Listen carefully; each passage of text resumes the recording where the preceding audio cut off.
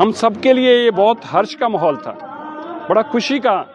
जब मेरे देश के प्रधानमंत्री नरेंद्र मोदी जी को अगर मौका मिला न्यूजीलैंड के प्रधानमंत्री को भारत के किसी स्थान पर ले जाने का, तो वो गुरुद्वारा रकाबगंज साहब लेके आए। वो बताना चाहते थे कि मेरे देश की संस्कृति क्या है, इस देश का इतिहास क्या है, कैसे कुर्बानियों भरा इतिहास है और सिख कौन है उनके बारे में पता हो। जब लेके आए गुरुद्वारा साहब में, वो जब नीचे मत्था टेकने गए, उन्होंने बताया कि किस तरह से गुरु तेग बहादुर साहब जी का इस स्थान के ऊपर उनके पावन शरीर का संस्कार किया गया था, क्रिमेशन किया गया था। और फिर उन्होंने यह भी बताया, जब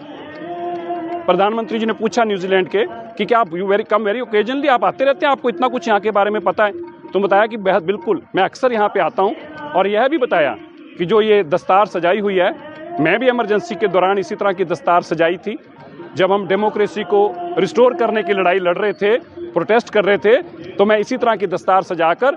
और मैं भी ये लड़ाई को लड़ रहा था। और मैं आज मानता हूँ कि जो मोदी जी ने किया, इसकी अहमियत हमें समझनी चाहिए। अब जब न्यूजीलैंड के प्रधानमंत्री न्यूजीलैंड में किसी सिख को देखेंगे, उनके मन में उस सिख के प्रति कितना भाव, सम्मान, सत्कार होगा।